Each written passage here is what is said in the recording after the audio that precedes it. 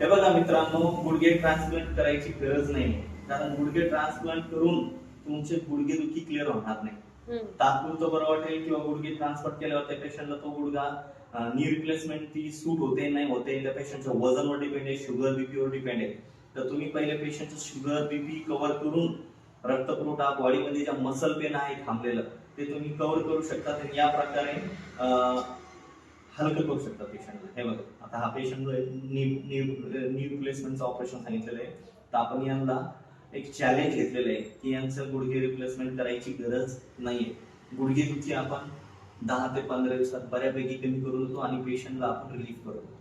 आणि 3 महिने जर हे ट्रीटमेंट घेतलं प्रत्येक महिन्यात 10 दिवस, तर बऱ्यापैकी गुडघे दुखी कायमची बंद होऊन जाते आणि गुडघे रिप्लेसमेंट करायची गरज नाही. ऑल द बेस्ट मित्रांनो. श्री स्वामी समर्थ निसर्ग उपचार केंद्र येथे जाधवडी येथे संपर्क करू शकता, येऊ शकता. संडे आणि मंडे 2 दिवस मी असतो. कृपया या, आपलं गुडघे नी रिप्लेसमेंट टाळा. जवळ घ्या, थोडं झूम करा. जवळ घ्या. तुम्ही घ्या मोबाईल जवळ घ्यायचा. आता गुडघ्यावर करा, गुडघ्यावर काय होत आहे, हलका पहिल्यापेक्षा असं टक टक टक टक टक. ठीक आहे. All the best.